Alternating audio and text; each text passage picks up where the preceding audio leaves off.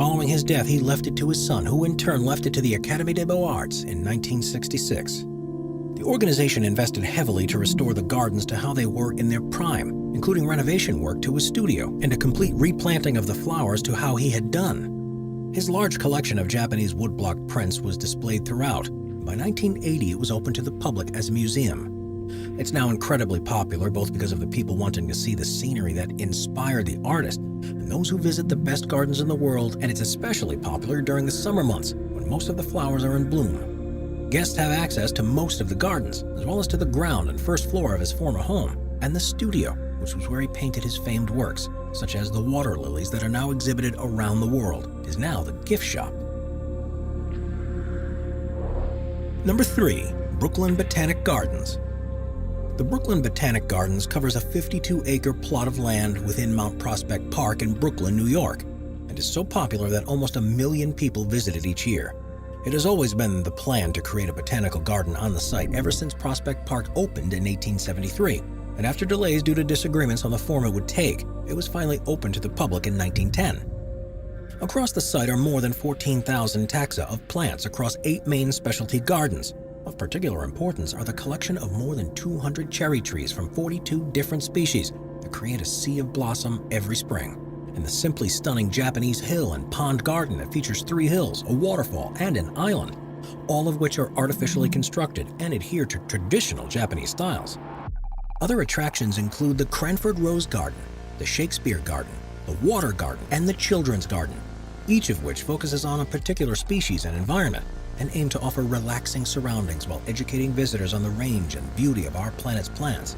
The garden also provides valuable research and conservation work with a herbarium that contains more than 300,000 preserved specimens, which are used to help track the spread of native species and invasive species throughout the surrounding area, and will help to reintroduce species that have been lost due to climate change or human impact.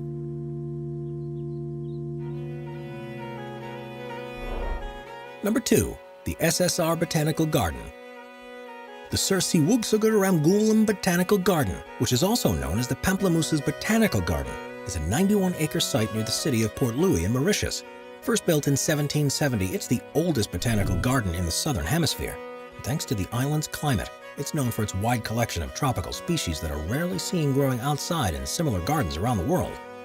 It's most famous for its large pond that's covered in giant water lilies, but it also has a wide variety of spices, ebonies, baobabs, sugar canes, and more than 85 species of palm trees that have been collected from the Americas, Asia, Africa, and the islands around the Indian Ocean. In total, there are more than 650 different species of plants across the site, and as such an important venue on the island, many of the trees have been planted by visiting dignitaries from countries across the world.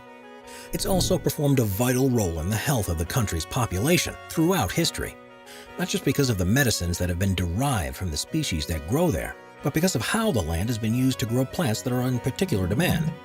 In 1866, for example, Mauritius was struck by a malaria epidemic, and the botanical gardens were used to grow thousands of eucalyptus trees that were then moved elsewhere to help dry out the country's marshes, which were the breeding grounds of the mosquitoes that spread the disease. The gardens therefore have an important significance in the country's history, and for this reason, they were renamed in 1988 after Mauritius's first prime minister. Number 1. Kenrokuen. Considered to be one of the 3 great gardens of Japan, Kenrokuen is a stunning private garden in the city of Kanazawa. It's one of the oldest surviving gardens in the country, having been developed between the 1620s and 1840s, and remains one of the greatest examples of Japanese horticultural design. It's a strolling garden, which means the intent is for visitors to walk through it to reveal changing vistas and incredible scenes, as opposed to sitting in one position. And it's full of ponds, hills, cottages, and tea houses with large open spaces around. The garden has an estimated 8,750 trees and more than 183 different species of plants, as well as several traditional structures that act as focal points. It has the oldest fountain in Japan, which is operated by using natural water pressure, a tea house, which is the oldest building in the garden and was built in 1774, the Flying Geese Bridge that's made from 11 red stones that are arranged to look like a flock of birds, and a 2-legged stone lantern by one of the ponds, which has become one of the garden's most recognizable objects.